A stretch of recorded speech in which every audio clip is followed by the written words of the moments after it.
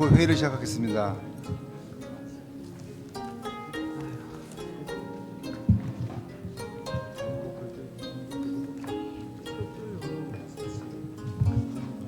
Good afternoon. Welcome to Korea Institute for National Unification and welcome to the 5th KINU 샤이오포럼. My name is 최진우, President of KINU, and I'll be your moderator today at this forum. I'm very pleased to have you all here at this forum. And this is an annual forum, and the theme of this year's forum is Democracy, Human Rights, and Trust for a Vision of a Unified Korea. Today we have a very special speaker for the first session of this forum, Professor Pränsisz Fukuyama at Stanford University. We all know him very well, but let me briefly introduce Professor Fukuyama.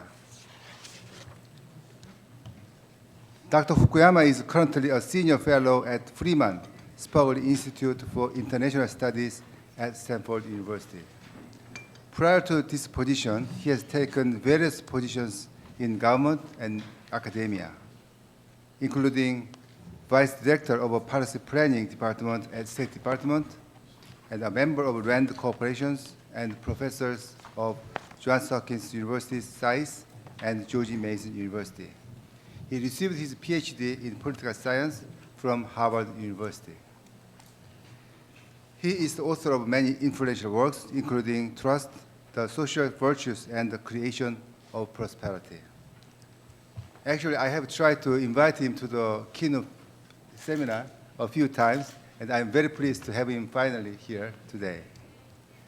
I am very grateful to him that he is willing to share his observations on the trust-building process on the Korean Peninsula with us.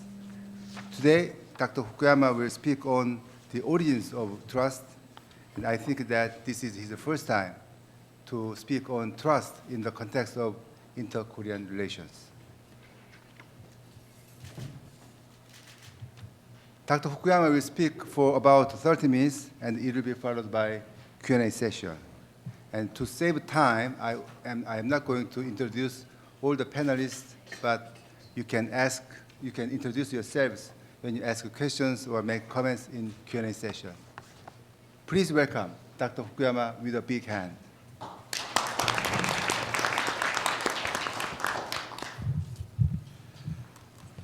Well, thank you very much, President Choi. It's a great pleasure to be at KINU. We met when you were in Washington, D.C.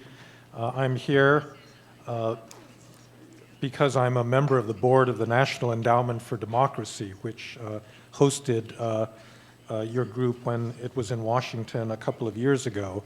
National Endowment for Democracy is an organization, independent organization that's funded by Congress, U.S. Congress, to promote democracy around the world through the support of civil society groups primarily.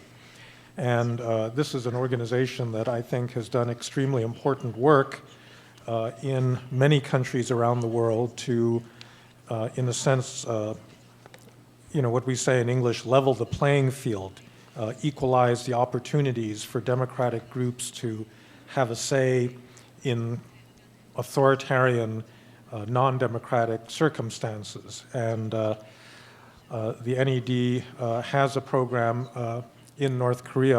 Obviously, they can't operate freely in North Korea, but North Korea is one of the countries that the NED has been very concerned about because it's probably one of the worst, if not the worst, violators of human rights of almost any regime in the world. And therefore, the activities of this institute and of the Korean government more generally to think about unification and the question of bringing democracy and respect for human rights to North Korea, I think is one that is extremely important, and I'm very glad to interact with you on this.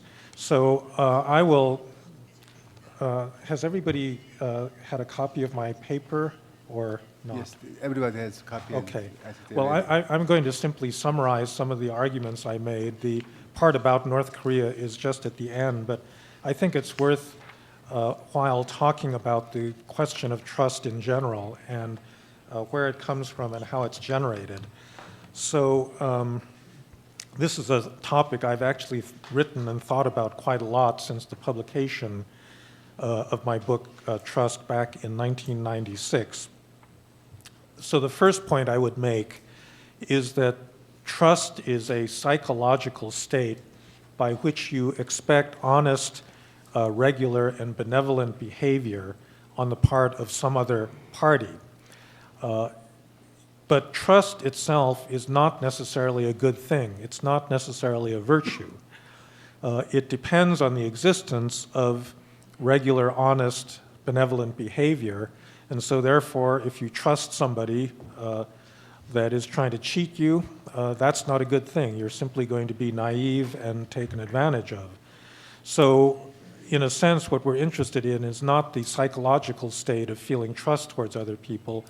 What we're interested in is the underlying behavior that allows different human beings, individuals, organizations, companies, or countries to cooperate. The goal of trust is cooperation. And the psychological state of trust is just a byproduct of the fact that people are willing to behave in a trustworthy manner. So trust, I think, is one of the most underappreciated characteristics in human society in quite a number of ways. In the economy, this is the part I've written about the most. Trust is a kind of lubricant that greases the interaction of economic agents and makes them, it reduces what economists call transaction costs in ordinary economic exchange. There's actually a good example of this in Silicon Valley. I teach at Stanford and I live in Silicon Valley. And one thing that a number of observers have noted is that contracts written in Silicon Valley are not as thick as contracts written in Boston or New York or Chicago or other parts of the United States. The reason that you have thick contracts is that you are anticipating the other party to the contract cheating you. And you want to specify various forms of opportunistic behavior and guard against that in the contractual language. And a thin contract means that you basically trust the other party. And one of the reasons I think that Silicon Valley has been successful as a, as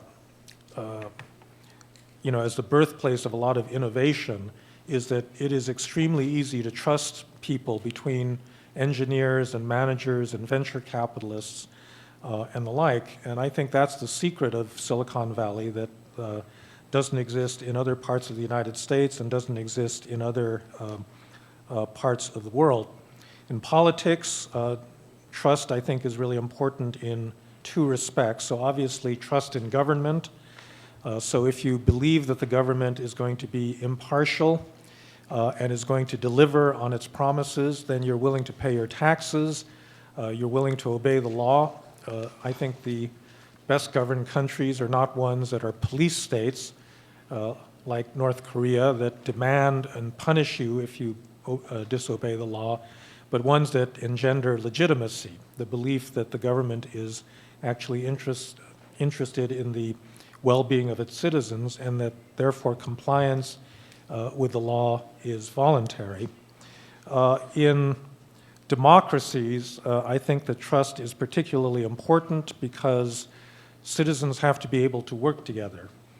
If we are isolated individuals, we're weak, but if we can form organizations and enter the political system, then we have a collective voice, and there's a strong view by political theorists like Alexis de Tocqueville that is really why democracy is strong, because civil society is strong.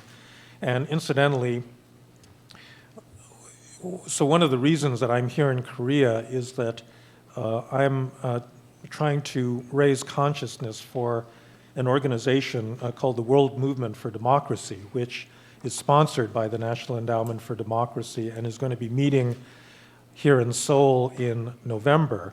This is a global organization of civil society groups, mostly from countries where there's no democracy and where people are struggling for democracy. And the purpose of the organization is to enable these people to learn from each other, to exchange best practices and the like, but it's a kind of important institutional encouragement of this, what Tocqueville called the art of association, which I think in the end is going to be necessary for the democratization of any country. You cannot create democracy from the top down. I mean, almost by definition, democracy is ruled by the people, and if the people do not organize themselves in civil society, then in the end, you're not going to get any demand for better government, and therefore you're not going to get democratic accountability. And that's why I think something like the world movement is extremely important. So the final political aspect of trust where it's important is the one that we're going to talk about here, which is trust in international relations. And obviously, there is a realist theory of international relations that says that nations simply follow their self-interest and that they all basically behave in a very similar fashion. But I think that this doesn't really capture some of the nuances in behavior that lead to real problems in international relations, because trust goes beyond your observation of or calculation of the self-interest of your other countries. It really has to do with the expectation of at least, if not benevolent, at least peaceful behavior. And there are many instances of wars starting not because there was a substantive clash of interests or of values, but simply because of misperception that is born out of mistrust.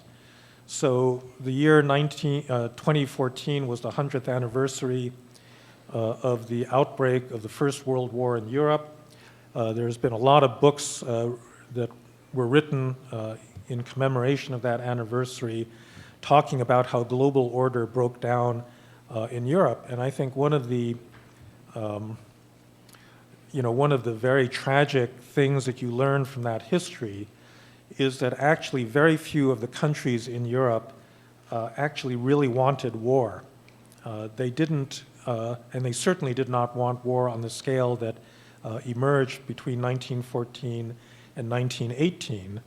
But because of a history of untrustworthy behavior in the decades leading up to the outbreak of the war, there was a tendency to interpret the behavior of other countries in the most negative possible way, and this led to the mobilization first of Austria-Hungary, and then of Russia, and then of Germany, and then finally of France and Britain, in a way that was completely unplanned and unwanted, really, by any of those powers. And so trust is important in that respect, too. So, as I say, there's really four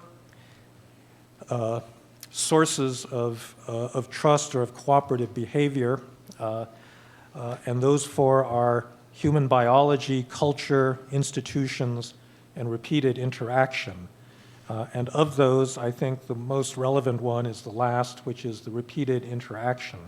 But just to run through them briefly, we trust genetic relatives. This is programmed into us. We are altruistic towards our children, our siblings, our parents, other people that share genes with us. We are also trusting of people with whom we have exchanged favors. This is called reciprocal altruism, and this is the most basic form of human interaction. It exists in all societies, in all cultures. And we don't have to learn this kind of behavior. We're simply born this way as human beings. The trouble with this kind of trust is that it produces a small radius of trust. So the radius of trust is the circle of people with whom you can interact and cooperate on a trusting basis. And natural sociability only produces very small-scale social organization, families, groups of friends, bands of people, networks of people that interact. But human cooperation requires much larger scale organization. And that's what leads, I think, to the second level of trust, which is culture. Shared culture, shared values. And I think if you look at the purpose of most religious doctrines, they are basically to build trust and to build cooperation among people. Every religious doctrine contains moral rules of behavior that encourage honest and regular, dependable behavior such that people can cooperate with one another. And religions have the effect of spreading the radius of trust way beyond friends and family. And I think part of the reason that you get these big religious cultural units like Christianity or Islam or Buddhism or Hinduism is because of the necessity of generating large social units of shared cultural values where people can work together readily. But even religion is not sufficient to generate political trust for the simple reason that most political units don't correspond to cultural units, that many religions, ethnic groups, races live within the same political unit, or they overlap with those of others. And in fact, the reason that you have political institutions in the first place is that culture by itself is almost never sufficient to actually generate real political cooperation. So if you think about the origin of the doctrine of liberalism in Europe, liberalism was a great invention of early modern Europe that said that basically people ought to live as individuals and put their religious differences aside, practice them in private, and the state would be neutral and tolerant of religious differences. And the reason this came about was because of the wars of religion in Europe. Right now, the Muslim world is falling into a prolonged civil war between Shiites and Sunnis. And I think that if I see any hope coming out of that region right now, it's the possibility that they're going through this prolonged period of internal violence will lead to eventually a conclusion that something like modern liberalism is necessary there, that they have to put aside these kinds of sectarian differences in favor of impartial political institutions. Right, the final source of trust is something that economists are very familiar with, which is repeated interaction, spontaneous trust. So the famous prisoner's dilemma game says that if you have two prisoners who are asked to either collaborate with the prison guards or to cooperate with one another, that they're going to cheat, they're not going to collaborate with their fellow prisoner because they know that they'll be rewarded if they betray the other prisoner, whereas if they are the ones that cooperate, then the other prisoner will betray them and they will lose. And so you get a suboptimal social outcome with respect to the interest of the two prisoners simply out of rational self-interest.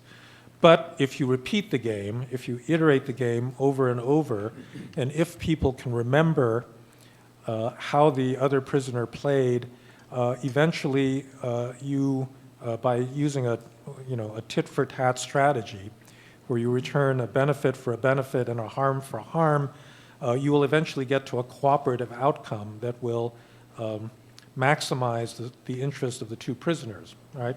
So this iterated prisoner's dilemma is really the basis of most rational social cooperation. And I think economists like Elinor Ostrom and Douglas North and Mansur Olson have elaborated, this theory into a broad theory of social cooperation that says, among other things, that trust and cooperation are much less likely to emerge in large groups as opposed to small groups. This is Mansur Olson's conclusion in The Logic of Collective Action, because in a large group, free riding is easier. It's harder to monitor the behavior of other people in a large group, so on and so forth. If you look at Elinor Ostrom, I think she shows that trust emerges in small, homogeneous, and stable groups, because these are the ones that promote memory of past behavior and therefore encourage the evolution of cooperation, whereas if the groups are heterogeneous, divergent, large, if they change over time, trust will not emerge spontaneously. So if we apply this now so I'm sorry I took all this time and all this theory, but I think it is helpful in thinking through the problem with the DPRK. If you think about these four forms of trust and how trust can originate, I think that the first three are going to be of very limited use. So in terms of biology, there's not much biological difference between people in North and South Korea, but that, in a sense, doesn't matter because it's been trumped by ideology and by political institutions. And I think similarly in the case of culture, at the moment that the Koreas were divided in 1945, the culture was actually quite similar across the entire peninsula, but that also was trumped by politics, and it's not a kind of difference that will be easily overcome by institutions. And in fact, I think, as you think about the prospects for unification, you'd have to admit that after the passage of all of this time that the Koreas have been divided, there are probably actually now significant both biological and cultural differences between the two populations in the two parts of Korea. So, North Koreans are a couple of inches shorter on average than South Koreans. Their mental faculties are impaired by the chronic malnutrition. If the country were to be unified, you'd have, I think, tremendous inequalities in ability to absorb education, job opportunities. This happened in the two Germanys, where people living under communism in East Germany proved to be much less able to take advantage of job market opportunities than their counterparts in West Germany, and suffered, up to the present day, a continuing degree of discrimination. And so that is actually something where the Koreas have drifted apart, and there's a substantial source of distrust, I think, that will exist even if you can solve the political problem of how to bring the two countries together. And as I said, the bridging of this by institutions would have to be under the framework, obviously, of the democratic institutions of South Korea. There's no other plausible, political negotiation that would lead to anything, I think, remotely acceptable to the people of South Korea. But that is something that obviously is not in the cards as far as the regime in the North is concerned. And so that leaves us with spontaneous trust, with repeated interactions. And as I noted, the tit-for-tat game is, one of the successful strategies for generating spontaneous trust. And it's one of the things that becomes hardwired into, cognitive abilities of human beings. But here again, I think we've run up against some real limits, because there's basically been very little reciprocation.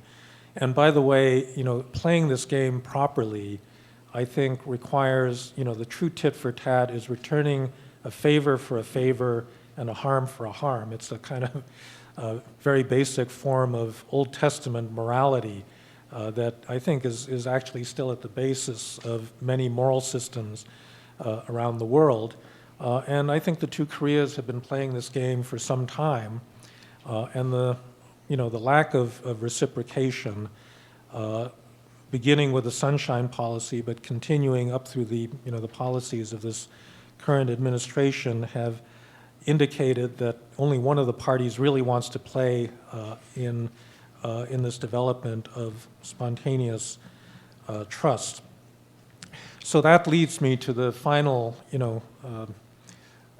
point that I wanted to make in the paper, which is that given that all of these different avenues towards building trust, I'm sorry, there's one further point to be made about this, that everything I've said up till now is true about the state-to-state relationship between the two Koreas, but there are other opportunities for trust building and playing these reciprocal games of interaction that are not on a state level, that have to do more with ordinary, citizens and a more grassroots kind of approach. Obviously, there are limits to this because the regime in the north does not permit its citizens to operate openly. But down the road, if a choice is actually made for genuine economic liberalization, then the economic freedom that is granted is inevitably going to lead to a grant of a certain degree of political freedom as well. It's going to be limited and restricted and so forth, but that in itself will provide a certain opportunity for a more low-level building of ties and again, this spontaneous trust through repeated interaction. So this brings me, I guess, to the final point, which is really the point about China, which is that, so I've sat through a lot of meetings in which people speculate about Korean unification. The most recent one, I don't know if you ever had the briefing from Bruce Bennett at the RAND Corporation on scenarios for, basically RAND is a think tank in Santa Monica where I used to work that does a lot of national security research, and they've had a long-standing program on Korean Peninsula matters. And so they did a study, which I believe is an unclassified one, last year on, different scenarios for what would happen after the collapse of the regime in Pyongyang in terms of American, South Korean, and Chinese, behavior. And this is not the first one of these exercises I've sat through, and they're very interesting. But the one thing that has always struck me about most of the efforts to think through what a real future scenario for unification would look like is the degree of unrealism about China's position. For the following reason, that talking to Chinese officials and at many different levels, academics and party officials and people in the foreign ministry and so forth, the one thing that I'm really struck by is that there is an extremely firm consensus there that they may really not like North Korea, they may be infuriated by it, they may try to punish it for all sorts of bad behavior, but they fundamentally do not want that regime to collapse, and that they do not want a repetition of the scenario in Eastern Europe in which the Warsaw Pact withdrew from Germany and the rest of Eastern Europe, and NATO expanded up until the borders of Russia. And they say that very openly. This is not a secret. I think that one of the reasons that North Korea, or probably the single reason that North Korea still exists as a regime, is because of China. If China was not there as an external patron, it probably would have collapsed during the famine in the mid-1990s. If China had not been there as a patron, the six-party talks, I think, probably would have had a different and possibly a more positive outcome. And by the way, an illustration of that is what's going on with Iran right now, where Iran faces this P5, I guess P5 plus Germany, where China is actually part of the sanctions regime. So, I mean, this is actually, I think, one of the big triumphs of American diplomacy, that they succeeded in getting both Russia and China to agree to enter into the sanctions regime. And I think if this negotiation actually produces an agreement by June, it will be because China was willing to participate with the other Western countries. But it's never played that game with regard to North Korea, and I don't really see very many incentives for it to do so. So then the question becomes, how do you get China to trust in any scenario involving the disappearance of China? And there, I think there's actually quite a lot of diplomatic possibilities that have not been fully explored for understandable reasons. So the Chinese do not want to talk about this. If you go to them and say, we'd like to discuss what would happen in the event that the regime in Pyongyang collapses, they'll just walk out of the room. They'll say, sorry, this is not going to happen, and we're not going to discuss this. And I think if you, on the other side, said, well, what does the U.S.-South Korean relationship look like after unification? Is it going to, are you going to have the same kind of alliance? Where are American troops going to be deployed and so forth? That's not a discussion that people on this side are terribly eager to enter into either. But it does seem to me that if you don't have this discussion, this problem is ultimately not going to be solved. I actually think, and so I'm here to learn from all of you. My sense is that the regime in the North is actually fragile, especially under this new leadership. And, internal conflict, coup d'etat, civil war, just regime collapse, all of these things seem to me within the realm of possibility. But what happens at that point is radically uncertain, most of all because we simply don't know the behavior of the external parties, and particularly the behavior of China. And I would think that this is one of the most important issues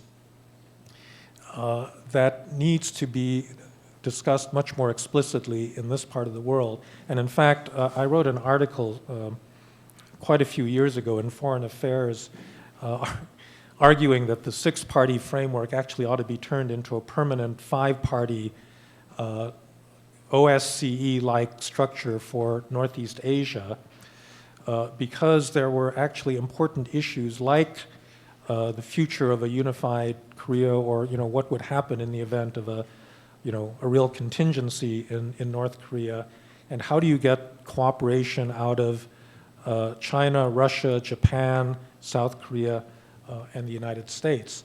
And I think an institutionalized set of channels by which people can start talking about this, or in the event of a crisis, an institutionalized set of channels by which people can talk about this would be important. Japan is another component of this, because Japan is going to, there's a terrible relationship, as you all know, between Japan and South Korea now. But if you think through what a scenario like this is going to look like, Japan is going to play a big role one way or the other. And it's better to have more cooperation and more trust sooner rather than later. So I feel bad speaking to this room full of experts on this subject. I'm really an amateur in all of this, but I'm extremely eager to hear your comments on any of this. Thank you very much. Thank you, Dr. Fukuyama. I think this is a very insightful and stimulating presentation together with your paper. So in order to save time, I sent papers to the panelists, and I collected the questions, 1 or 2 questions from the panelists, and I categorized those questions into 4 or 5 groups. So this is the first question on the screen. The first question is trust building with China. This is the most frequently asked question. So I think one of the most frequent questions was China, the trust building with China. There are a number of questions in that category. So I think any of you can start. Maybe Professor Lee, Ambassador Lee can start with this question.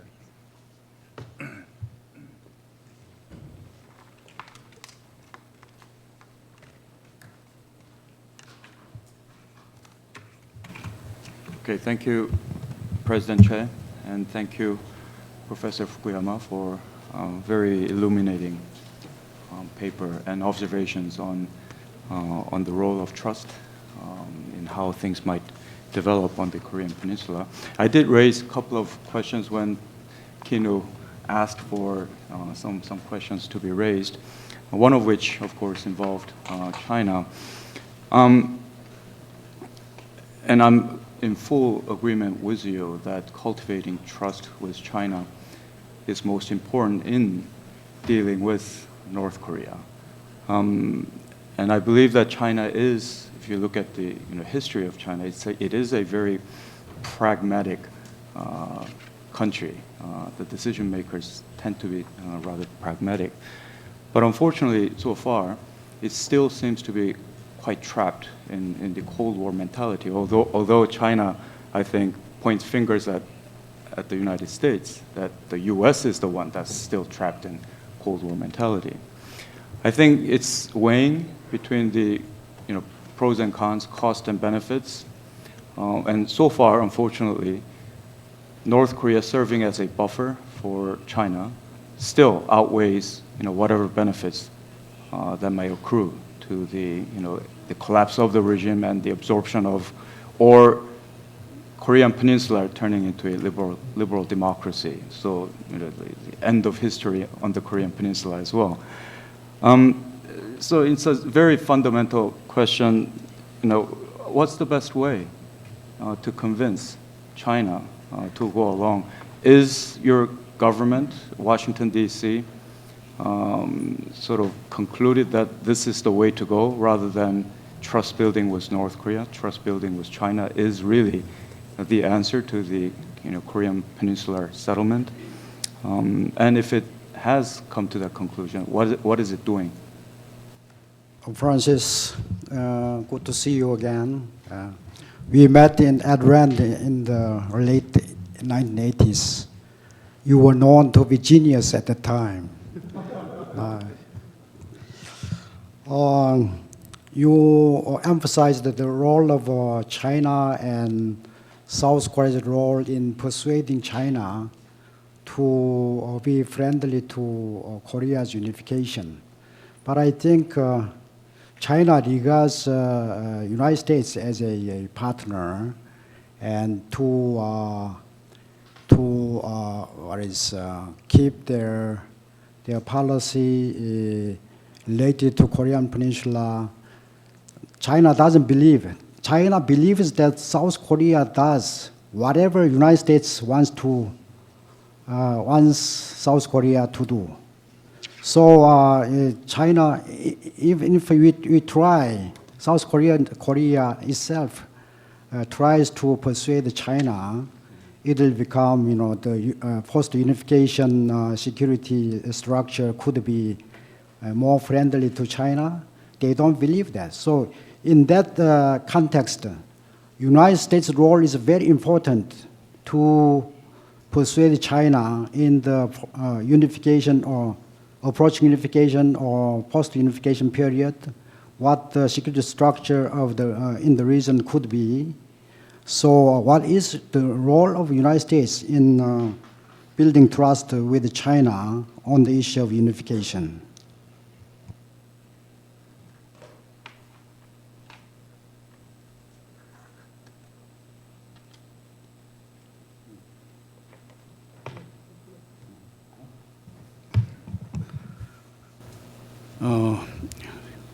Since the Korean War, North Korea played a buffer state of China. Chinese call is lips and teeth. When loose lips, teeth become cold. 순망치한 in Chinese word. And as China become G2 power, the rise of China,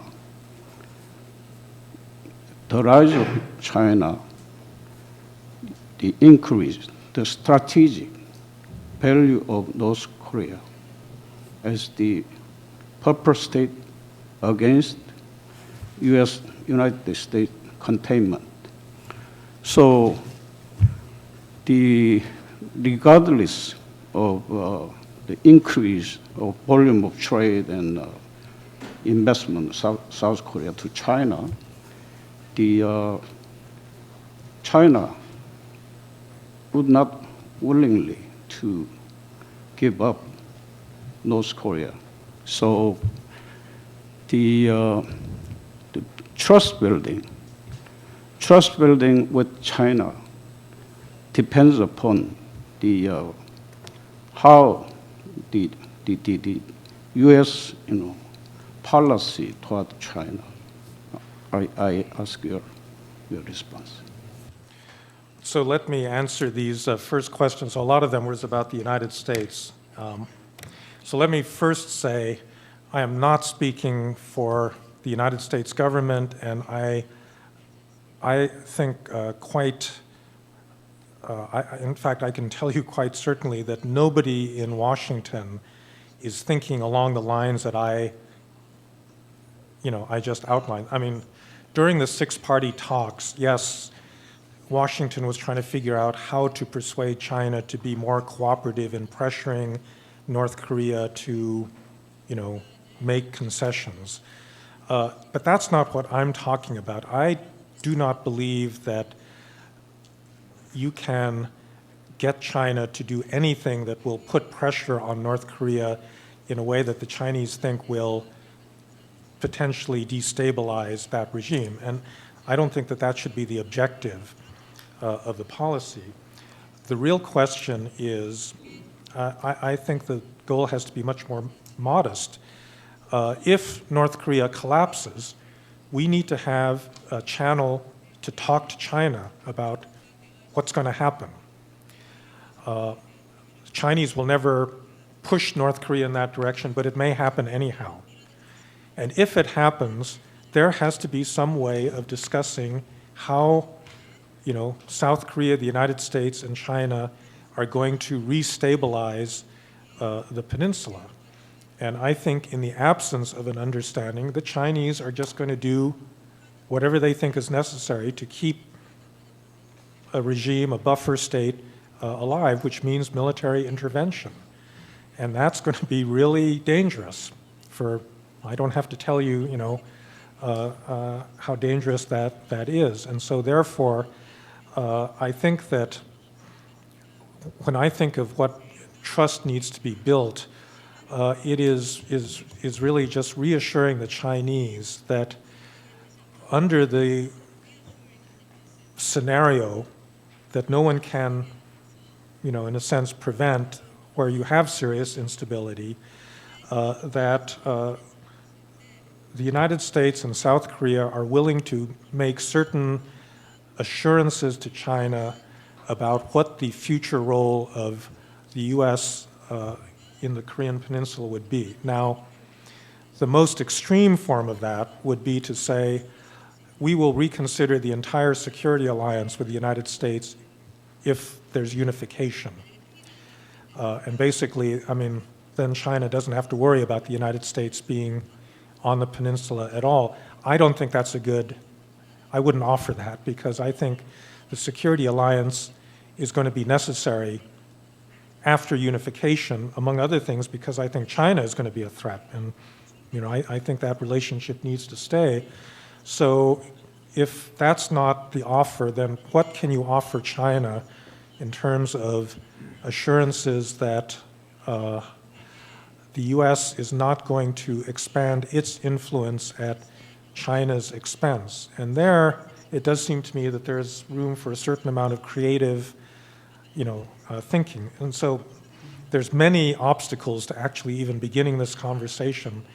How do you even deliver this message? Because as I said, the Chinese don't want to hear this. But, I know some of this has been done in Track 2 negotiations, with Chinese academics. There have been talks along these lines, but they still don't have any kind of official imprimatur because I think neither South Korea nor the U.S. is really seriously thinking about this issue. And all I'm arguing is, if you want to get China to trust you, you got to start thinking about it seriously, and you've got to demonstrate to them that you're thinking about their security interests after unification and how you can minimize the threat that they feel from these events. So I think that probably, and so you're right that the Chinese regard South Korea as a puppet of the United States. So I think it's also correct that the Chinese are not going to take any of this seriously unless they hear this coming from Washington. And so this is something where there has to be a lot of, U.S., South Korean cooperation. Frankly, I think if Japan is not on board with this, it's also going to undermine the credibility of this kind of discussion, which is why I just think we need a different kind of institutional channel for talking about this issue. Okay. Do you have any other questions regarding the Can I Q1? just Okay. raise, 이 관련해서 좀, Dr. Lee and Dr. Kim. Dr. Lee Um, first. Dr. Lee first, and then. Just very short two-finger question. I'm very surprised to hear you say that, of course, you don't represent the government and you're an academic, but to say that in Washington that no one would actually agree with what you're proposing, that's surprising to me. I would think that there are many who will be thinking in lines with what you're saying. I would hope that that's the case. There may be people that are thinking it, but it's not part of the open discourse. Just, it is my personal opinion that if Iran gets a nuclear weapon, it's not going to be the end of the world. But it's really hard to say that openly. And I think it's also very hard in Washington to suggest that there's going to be any modification of our existing alliance commitments under certain future scenarios. I just think that's hard to say because people will immediately accuse the person that said it of deliberately trying to weaken, the ties between the U.S. and South Korea and so forth. So people, I think have not opened up this line of discussion.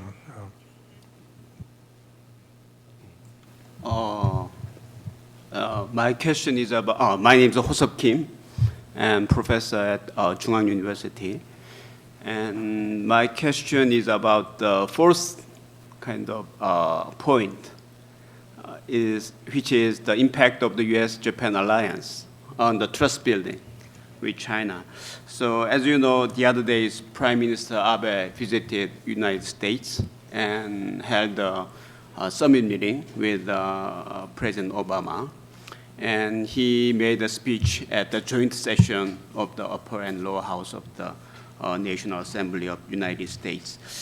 And one point of his visit is the Japan and United States agreed upon the revising the defense guideline of the U.S.-Japan bilateral alliance. And it made the Japan military activity abroad more easily and more actively.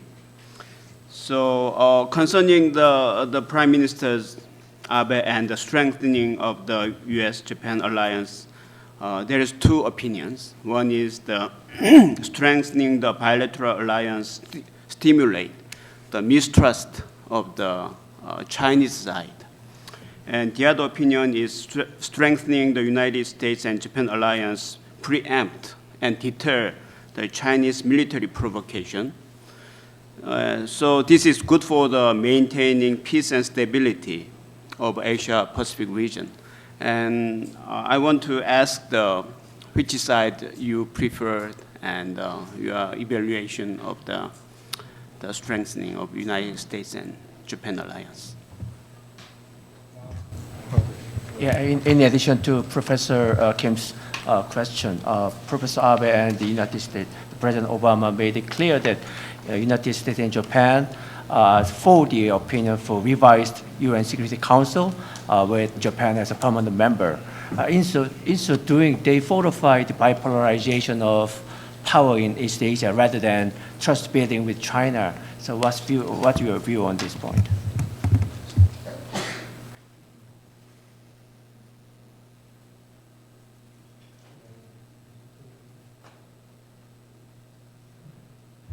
Okay, so let me begin by saying that I am not a big fan of Prime Minister Abe.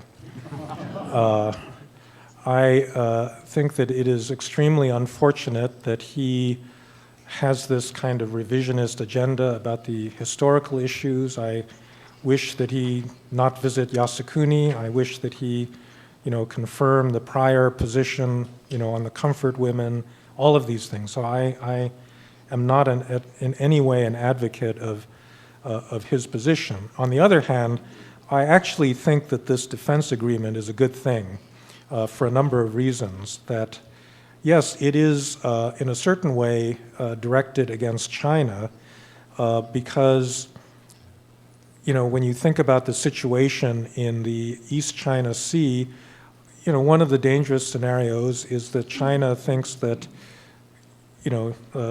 the United States will not back its alliance commitments to Japan under certain scenarios over the Senkakus and so forth, and they miscalculate and they do something, and you actually have an actual conflict. And I guess this is my view of how international relationships work, that you don't have either an exclusively collaborative engagement policy or a deterrence policy. I think the two of them actually go together, that the Chinese will actually be more susceptible to negotiate certain things if they feel that there are certain red lines where, Americans will back up allies and not tolerate certain forms of behavior. This is also extremely important in the South China Sea, where China is basically trying to split ASEAN and, take over that ocean just bit by bit. And I actually think that what happened in this defense agreement is that when Abe was elected, he actually wanted to abolish Article 9, altogether. That was clearly on his agenda. And he discovered that actually the Japanese public didn't support that. And since then, he's really had to back off of that. And I think he's taken a much preferable route, which is to reinterpret Article 9 to permit certain kinds of military collaboration between Japan and the United States. So under the existing interpretation of the Constitution, if a Chinese ship shoots at a American ship in a joint exercise with Japan, the Japanese ship cannot come to the aid of the American ship. So that's an extremely limiting form of collaboration. So I actually think that that's important, but I'll make a larger point.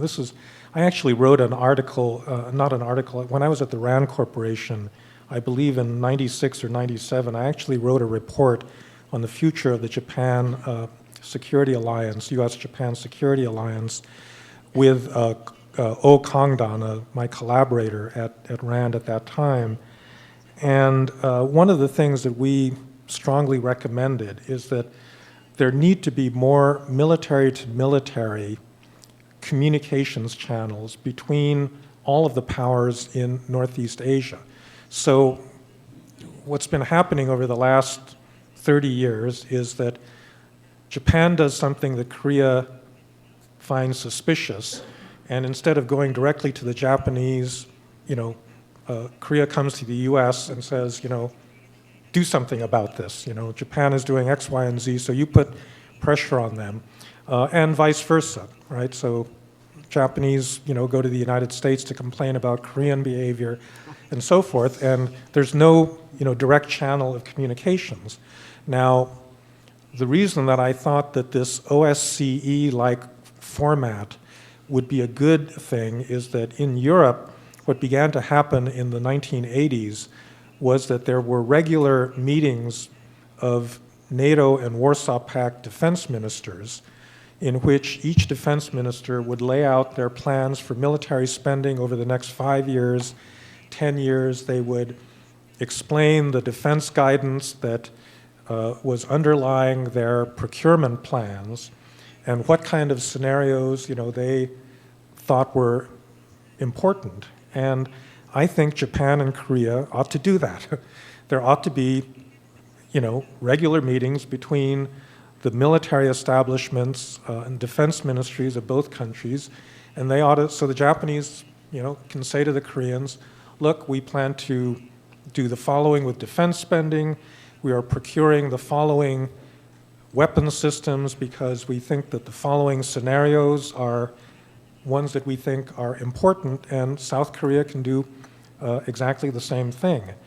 But unfortunately, this kind of institutional channel doesn't exist. And I think, I also think that you can do this with China because I think there's a lot of suspicion about the speed of the Chinese buildup and, what their plans are for these different territorial, issues. And I think it would be better if there was a regular way in which the military organizations in these countries could actually talk directly to each other to, essentially to build trust. So that's my view of it. Okay, thank you. We spent 30 minutes for this first category.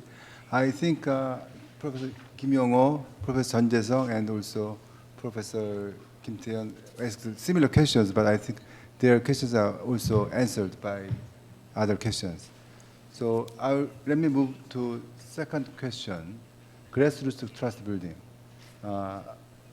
How we can build grassroots trust with North Korea. So I think this question was addressed by Dr. Han. Let me ask this question. In your paper, you mentioned that we need, because it's impossible for us to have some cooperation with trust building with the North Korean leader or North Korean ruling elite. So we need to go into direct grassroots exchange and cooperation. But I think it's also impossible, I think, to do that. Within the North Korea's very strictly controlled regime, it's very unlikely we can do that. But in your paper, you mentioned that in the last years of European communism, in the 1980s, there was a very widespread solidarity movement and freedom movement in Poland and East Germany and Czechoslovakia. So I have some hint from your paper that we need to bring in the external influence into the inflow of information into the North Korean society. How can we do that?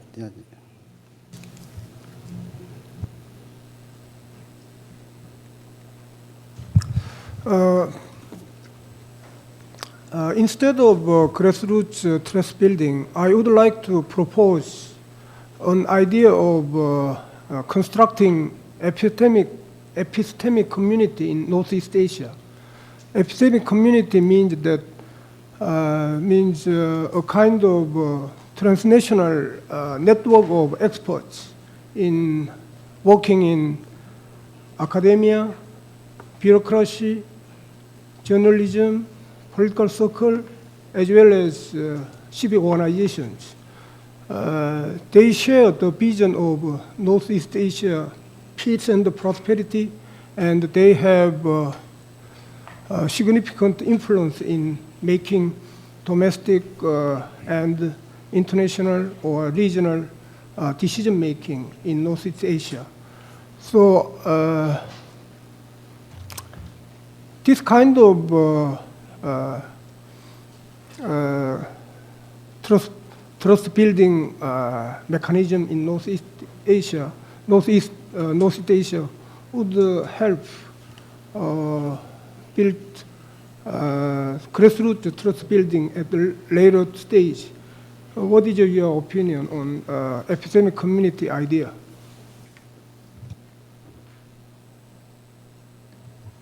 Any other questions in the category 2? Okay. Professor. Very nice to hear your speech, but I cannot speak English very well. Like as an adult, I want to speak in Korean, and you can listen Korean translation. 예, 반갑습니다. 후쿠야마 선생님 그 페이퍼에 보면요, 이런 이야기가 있습니다. 제가 받은 페이퍼의 9쪽인데요. 남북한 사이에 그래스루트 차원에서 트러스트 빌딩 과정이 있었으면 좋겠다 이런 이야기가 나오고요. 그리고 그 예를 든 것이 독일의 경우입니다. 그래서 동독과 서독 사이에 민중들 사이에 그 그래스루트 차원의 신뢰가 만들어졌다 이런 말씀을 하셨어요. 그런데 그 말씀을 하시면서 그것이 가능한 것은 서독의 동방정책 덕분이었다 이런 말씀도 하셨습니다. 그리고 그 동방정책은 단순히 정치적인 것이 아니라 문화적인 것이었다 이렇게 말씀하셨어요. 그런데 한편으로는 그래스루트 차원의 신뢰 형성을 말씀하시면서 그 전제 조건으로 또 정부의 역할을 말씀하셨기 때문에 약간 순환적인 느낌이 듭니다. 과연 풀뿌리 차원의 신뢰 형성이 정부의 신뢰 회복 없이 가능한지 하는 것이 저희 첫 번째 질문이고요. 두 번째 질문은 그 다음 줄에 보면 이런 이야기도 하셨어요. 북한이 만약 개혁을 하거나 혹은 개방을 했을 때 붕괴의 위험성이 있을 때 북한의 엘리트들이 그래도 개혁과 개방을 하기 위해서는 큰 전환이 있은 뒤에도 그 지도부들, 엘리트들과 그들의 가족이 편안하게 살 수 있다는 것을 확신할 수 있을 때만 개혁 개방이 가능하다 이런 말씀하셨어요. 근데 이 부분 역시 남한 정부 혹은 미국 등등의 국가가 보장을 해줄 수 있는 거라고 생각합니다. 결국 그러면 후쿠야마 선생님의 조언 그 설명에도 불구하고 결국에는 정부 차원의 대화가 신뢰가 없다면 불가능하다는 이야기로 귀결되는 것 같습니다. 과연 이런 순환 논법을 탈피할 수 있는 멋진 아이디어가 있을 거라고 생각하는데요. 좀 말씀해 주셨으면 고맙겠습니다. Okay, so I accept all of the comments that there's no autonomous grassroots level that we can reach if the government doesn't want the society to open up. There's not much we can do about it, and I think that's correct. So I think that the only conditions under which you could imagine this happening, there's a couple of different ones. So first is grassroots is probably the wrong word to use. I sort of think that a better word might have been, alternative elites, or the epistemic communities that you're talking about. There are other groups in North Korea that might be reachable on very non-political grounds, where you can build relationships. And actually, I think it would be more effective to build these elite relationships that are not the government, but they're other elites within the society, where you could get a certain amount of space for them to operate and, think for themselves and so forth. And so I guess I do mean something like that more than a genuine grassroots where you're just going out into the streets or in the countryside and trying to get ordinary people to open up. The other possibility, there have been some limited efforts at market liberalization, right? And that's something that the Chinese would very much like to see. And I think that the moment you give people a certain degree of economic freedom, they have to have a certain degree more political space. Even if it's just in trading with other people, they come into contact with different people, they talk to different people, they get different ideas and so forth. And so to the extent that the regime actually wants any kind of real economic reform, that's obviously another channel. Now, I suspect that they also realize that this is dangerous for them, which is why they haven't engaged in serious economic reform yet. So you're back to the same problem of how do you persuade the government to change, and I don't have a good answer for that.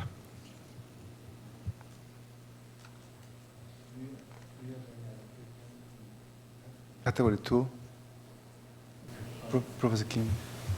Thank you very much for your presentation. My question is about current administration's trust-building process toward North Korea. And it seems to me that current administration's approach is basically grassroots trust-building efforts. I mean, the position I understand is that we really have to start small, start with the easier ones, and then once enough of trust is generated, cultivated, then only we can move towards cooperation on some of the more intractable questions on the Korean Peninsula. I mean, this principle applies to inter-Korean relations. This process, I mean, this principle applies to the relationship between the major stakeholder countries in Northeast Asian region. But personally, I believe that trust can come as a consequence of, I don't know, high-level talks. Big-time military, breakthrough in military affairs as well. So personally, I believe that trust may come from top-down. But it seems that you emphasize the importance of trust coming from bottom-up. So to that extent, how would you evaluate this sort of a functionalist approach taken by the existing current administration of South Korea in terms of dealing with North Koreans and in terms of trying to cultivate this habit of trust? Because it seems to me that nothing is really going on, is taking place in inter-Korean relations, and we can't just say that this is just the principle or guideline for North Korean policy. Even nothing is going on, this process is still at work or in action because this is the principle. So what do you think? To what extent can we accomplish by simply, solely relying on this functionalist approach? Thank you. Okay. Professor Go. 저도 우리 한국말로 하겠습니다. 아까 풀뿌리 차원에서의 신뢰 구축이 지금 답이 없다고 말씀하신 것 같아서 그것과 관련해서 제가 생각할 때는 그 분단 체제에서 남북한의 국가 권력이 지나치게 오버디벨롭됐다. 과대 성장한 국가 권력이 시민사회를 틀어쥐고 모든 것을 그 권력 아래서 움직이게 하는 그런 것 때문에 사실상 중앙정부의 통제 아래 지방정부나 이 시민사회단체라든가 개인들이 모두 종속돼 있다는 거죠. 그래서 과거에 이제 동방정책에 대해서는 상당히 긍정적으로 평가하시면서도 햇볕 정책에 대해서는 다소 부정적으로 평가하신 거 아닌가 하는 생각이 드는데요. 그러니까 그런 측면에서 보면 우리 남쪽이라도, 그러니까 한국 정부라도 중앙정부가 이 지방정부에게 대대적으로 남북 교류 협력이라든가 이런 부분에서 권한을 위임하고 시민사회단체나 개인 차원에서의 교류를 활성화시키면 밑으로부터 신뢰가 구축되지 않을까. 그런 차원에서 지금까지 우리가 70년 동안 해왔던 방식에서 조금 탈피해서 밑으로부터 신뢰 구축을 하는 방법도 찾아볼 수 있지 않을까 하는 생각을 하고 있는데요. 거기에 대해서 한번 의견을 듣고 싶습니다.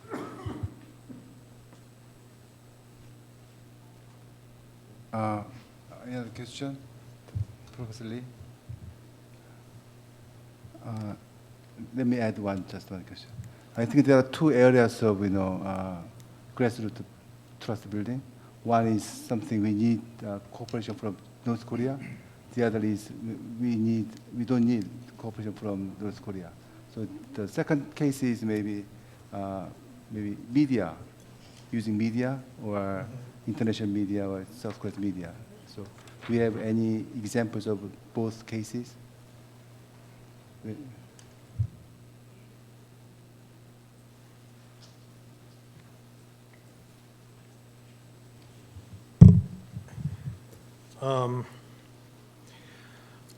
So how do I evaluate the current policy? I don't know. That's why I'm here in Korea, is to get your views. I mean, my impression is that the government felt that they tried the top-level, top-down trust building under various forms, sunshine policy, and then a somewhat more restricted version, and neither of those worked very well because there was really no reciprocation, and so now they went for a more grassroots approach, but that's also been not terribly successful and doesn't seem to be leading anywhere. And therefore, everybody is frustrated and not really sure how to proceed at all in the future. And it could be that, the reason that none of these is working is that you do have such a strong state that there is no civil society, or there's really no counterparts to interact with there. Just to clarify the analogy with Germany, I actually think that the cases were quite different in a way that explains why it hasn't worked in North Korea's case, but it did work in East Germany's. That the Ostpolitik of Willy Brandt really was based on reciprocity. So there was an opening of economic relations, there was an economic benefit that East Germany got, and in return they agreed to liberalize their media space and stop jamming West German television and allow more unification of families across the inter-German border and so forth. And so there actually was, right at the beginning, a more equal and cooperative relationship. And I don't think that South Korea has ever gotten anything close to that level of reciprocation from North Korea, and that's why things have stopped. And I guess I'm not quite sure how to answer the question about engaging civil society and the media question, because I just don't know enough about what space is open for any of that in any form to happen. So I think, yeah. So other categories after this something very controversial issue. So I think it takes a lot of time. So I will move on to the concept of trust, how it can work in inter-Korean relations. So Professor Lee, Lee Dong-sun, would you ask questions? I'm quite taken by surprise because I'm not sure my question would quite fit in the current discussion, but I'll try. Actually, I had one question that's quite similar to Professor Kim's, but since he preempted that, I'll raise another issue on the table. I had a fundamental question while reading your paper, which was how crucial is trust to improving inter-Korean relationship? If it's not that crucial or essential, then it's not that significant for us to talk about trust, at the beginning. And please let me go back to the basic IR theory. Okay, in order for states to cooperate, there needs to be a precondition, which is a set of common interest. Without a common interest, no amount of trust will generate cooperative behavior from states. Then my question is what are those common interests between North and South Korea? Since the most pressing issue is reunification, then your paper makes it very clear that North and South Korea have very different goals when it comes to reunification.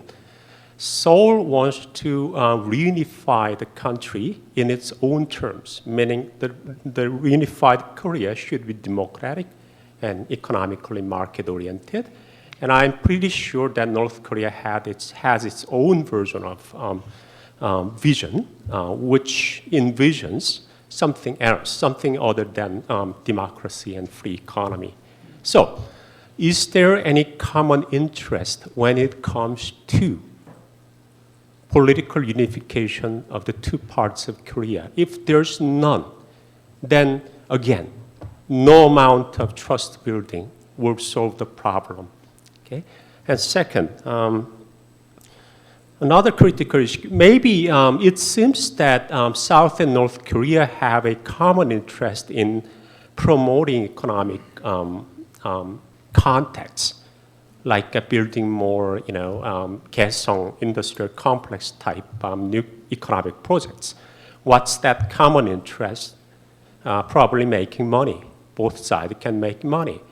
But when we dig deeper, then we find both Koreas trying very hard to exploit the newly developed economic interdependence for its own advantage, meaning that in order to gain additional political influence coming out of that economic interdependence.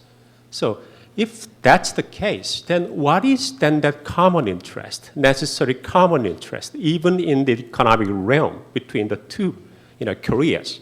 So we'll need to have to address this issue before moving into how to build trust between the two Koreas. Thank you. Well, Professor Fukuyama, you didn't talk much about democracy, but can we trust democracy as a goal, even after the collapse of communism in late 1980s? And we are now observing the emergence of new powers and new groups. Can you trust? If we can trust, we can persuade our brothers and sisters in North Korea to work together to achieve that goal.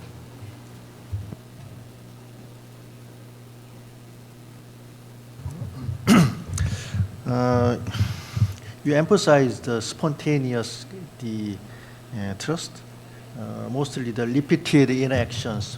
But as it applies to the inter-Korean relations, the repeated and the reciprocal cooperation are possible mostly in economic and social cultural areas. But our dilemma is how can we move forward in the face of nuclear threat and military confrontations? And another issue that is related to the problem that Professor Lee Dong-sun raised, basically the mutual conception of the end state, the goal of the reciprocal cooperation are different between North and South Korea. In particular, North Korea are afraid of the end state of the reciprocal cooperation. It might be a collapse of North Korea and the unification by the South Korea's initiative. How can you solve this problem following your suggestions?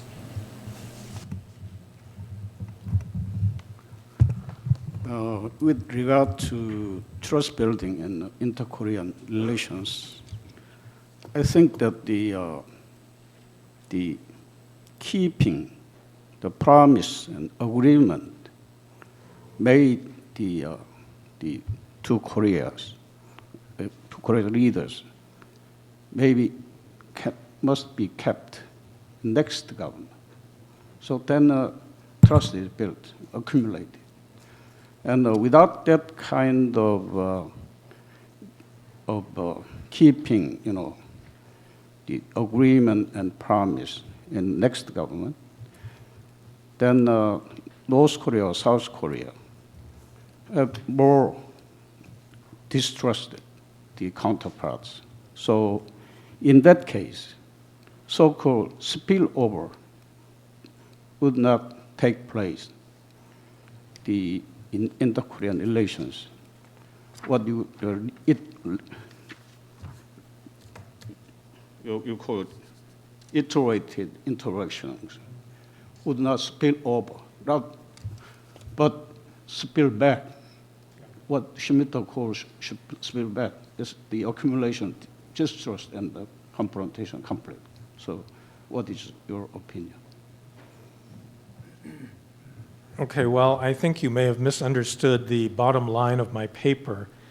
So I wasn't arguing that there's any attractive routes to building trust between the North and South Korea. I think for the reasons that everybody has explained, I don't think it's going to happen. And I don't think at the high level or at the grassroots, there is going to be much trust built. For the reasons you said, the fundamental objectives of both countries are completely divergent, and therefore there's no, common goal. I thought what I was saying in my paper actually is that any kind of direct trust building right now between the Koreas doesn't seem to be really possible or fruitful. And the only way that you're going to get unification, I think, is if there is some change in the regime such that a group that basically wants a Chinese-style market economy comes to power. And in the absence of that, I just don't see how there's going to be much progress. But the problem is, even if this Chinese-type group comes to power, the Chinese themselves are going to have a lot to say about what kind of change in the regime could exist. And therefore, where I ended up in the paper was to say we ought to be focusing on China rather than this impossible task of bringing about a change in North Korea. That's going to happen or it's not, but we can't do much about it. On the other hand, on the assumption that something has got to change in that regime, that it's fragile and it's going to be subject to a lot of stresses and so forth, we have to be ready for a different political configuration to emerge. And in that case, we do need to make sure that we and the Chinese, understand what the path forward is. So that was my argument.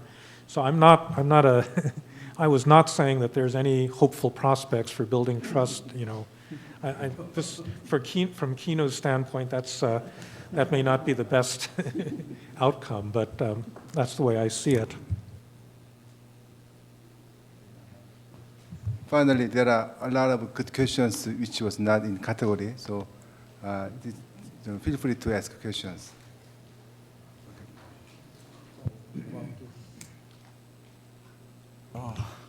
I was really intrigued with your discussion about the concept of trust, and where you define trust is a psychological state in which we assume that another party will behave in an honest and predictable and benevolent way. And I was really intrigued in your comment that it may not be a virtue for an individual as well as for a society. If you are, others are really, you are trusting others too much, then you will just create a lot of swindlers, such that the society itself will be full with all those swindlers. So it could be, it will cause some kind of let's say, some harm to you as a person and harm to the society as a whole. So I think another way of looking at the trust could be, as also you mentioned in your paper, that it can be a social capital. That is, it's a kind of a state of affairs in a society where, which you mentioned about reciprocity, but I would highlight Robert Cohen's concept of diffuse reciprocity, not just a specific reciprocity, but diffuse reciprocity. So trust can be a state of affairs in a society, a social capital, where expectation for the diffuse reciprocity is prevailing. And the question is how to build a kind of state of affairs, social capital, where expectation and diffuse reciprocity is prevailing. I mean, the hint is coming from your citation of Robert Axelrod's iterated PD game, where you return tit for tat games. So I was arguing that if you repeat tit for tat games forever, then somehow it will create a predictability in each player, then there will be the diffuse reciprocity can prevail. So the question, when we apply this one to inter-Korean relations, how can we, North Korea never annulled any kind of agreement so far. Maybe the June 16 agreement of 2000, but many others, they are not. So do we have to trust North Korea, or do we have to make North Korea trust us? What is, how can the trust can be applied to inter-Korean relations? That is really my question in your subject. Well, the tit-for-tat game doesn't say you do somebody a favor and then you keep doing them a favor regardless of what happens. It says you do them a favor if they do you a favor, but then you do them a harm if they do you a harm. And so if you do a favor to North Korea, like the Sunshine Policy, and they don't reciprocate, and in fact they do something aggressive, then the appropriate response, if you're playing that game, is to reciprocate the harm. I don't know exactly what the appropriate thing is, but yeah, you're right. The way that you play this game and build trust is not by simply being trusting and naive and giving things, one way, gift. You need reciprocity, and if there's no reciprocity, then the game ends and nobody trusts anybody. And I think that's actually kind of where the Koreas are today.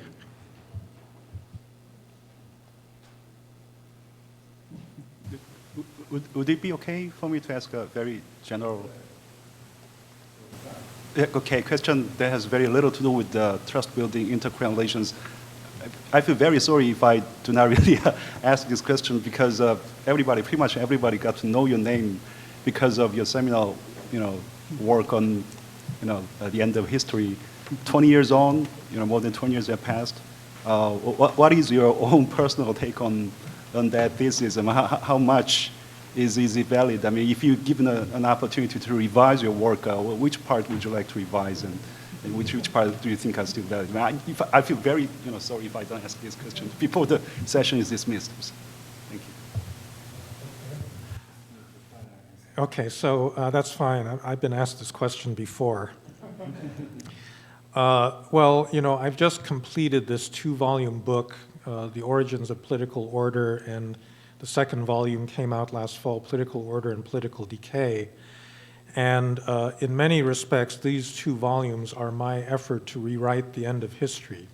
And there's a number of things that have changed. So I still think that the thesis is broadly correct, that if you think about modernization, it does point in the direction of liberal democracy and a market economy rather than towards China or Iran or, there are other alternatives out there, but I just don't think that most countries, when they modernize, are going to move in that direction. So I still think that the goal or the objective of history still remains something like that. But if you read my last 2 books, the things that are different from the original version, there's several. So first is, I think I recognize now in a way that I didn't 25 years ago how difficult it is to build modern institutions. That it's not just the idea of democracy, but it's actually this extremely hard work of creating modern states, legal systems, political parties, all of the things that go together to make up a successful democracy, and many countries have been unable to do that. And the countries that have succeeded, a lot of times succeeded out of complete accident. Things happened like a war or a social revolution or, something that wasn't terribly well planned. And so the process of getting to democracy is quite hard. And then the other aspect that I didn't think about 25 years ago was the question of political decay, that countries can go backwards as well as forwards. And I think we've seen a lot of backsliding in a lot of democracies, including, I think, in the United States. I'm going to be at Asan, tomorrow, where I'm going to talk more about that particular case. But I think that any political system is liable to decay, and democratic ones are as well. So I think those would be the main modifications that I'd make. We have only 5 minutes left, so is there any final question? Okay, this is all. Can I add? As you were in Atlanta during the 1980s, and at the end of 1980s, you achieved the goal of U.S. security strategy to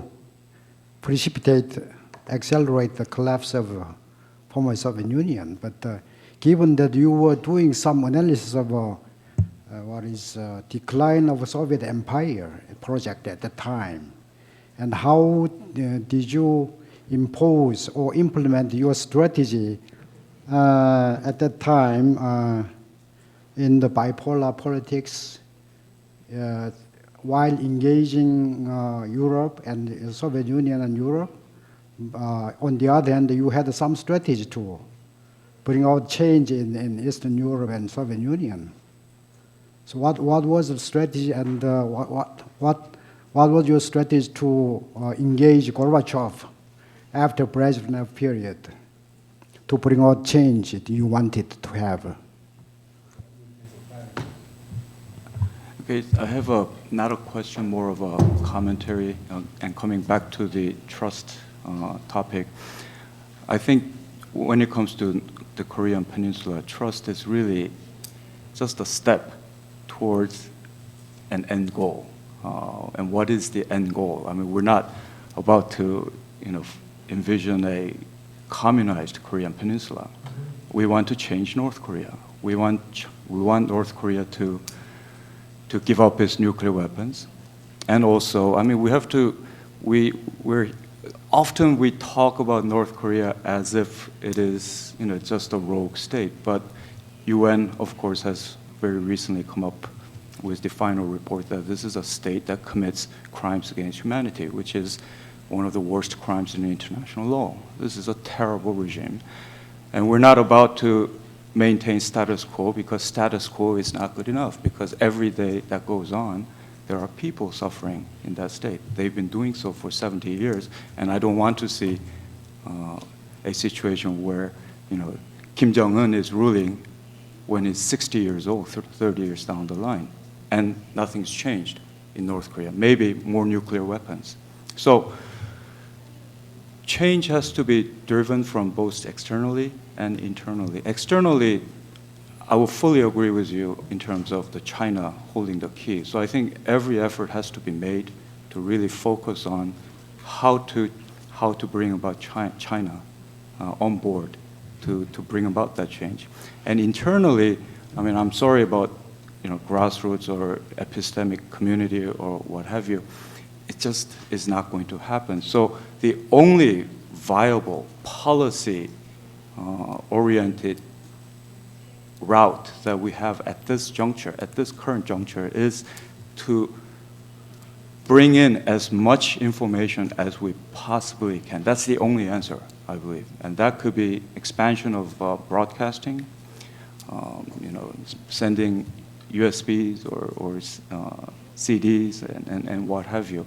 And that eventually, hopefully, will lead to the kind of micro level, the cultural change that we saw in the pre-unification of Germany. But we're far from that stage on the Korean Peninsula. Well, first of all, I'm glad you think that I had a plan for bringing down the Soviet Union, but it just happened, without my help. The idea is that were around in the 1980s when I was working at RAND on Soviet matters were things that actually other people did. So one of it was using support for, internal ethnic groups and, people opposed to the Soviet regime to have them fight for their freedom. And the most obvious case of that were the Mujahideen in Afghanistan that became then part of the Reagan doctrine and so forth. So I was not responsible for that, but it did happen. And now, as we see, it had all sorts of unintended consequences, setting off all these Islamic, terrorists and so forth. But the other part of it was, I think, with Gorbachev, actually engagement. And that whole experience has taught me, I think, that, well, both sanctions work and engagement works, and they work in different ways, and sometimes they work together. And I think that, isolating the Soviet Union led to a pent-up desire, actually, to rejoin the West, which then, in a policy of engagement at the right time, was able to accelerate. And I think that part of it was done fairly skillfully by Reagan, because Reagan went from being a very rigid Cold Warrior to working, quite closely with Gorbachev. And I think, he was right, both in his toughness in the beginning and then in his openness at the end. So on your point about trust, yes, I agree. So I guess the final thing I'd say is that I just think that some policy problems are not necessarily soluble. And that's the way I've kind of regarded North Korea. So I don't think there's a military option. I think the engagement option has been tried and it hasn't worked very well. I think, sanctions are limited because of the China problem. So all of these different approaches that you can take seem to run into a kind of dead end. So I agree with you. I think information, may be the only option, and then kind of waiting for some internal change within the elite that actually may be stimulated by greater access to information. But that doesn't mean that it's going to work necessarily. But I'd certainly, think that that's a great idea to try to get as much information into that country as possible, because you're right. I guess the final thing is that I think that it is really important that we be honest about what's happening in North Korea. It's terrible, as you say. It's like one of the worst violators, systematic violators of human rights of any regime in the world right now. And I think at least those of us that know about that have a duty to tell that to the rest of the world so that they don't get a free pass, with regard to the things that they do. Okay, thank you, Dr. Fukuyama, for your very insightful paper and very stimulating discussions. And also, I thank you for thank you all panelists for your participating in this panel and also making comments and discussions. And I also appreciate the audience in the floor. So I think today's forum will contribute to upgrade trust building process on the Korean Peninsula, and I think that will be maybe they will work in the latter part of this year. Thank you very much.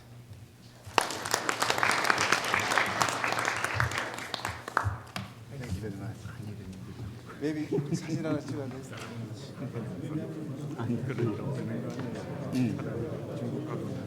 엘리트.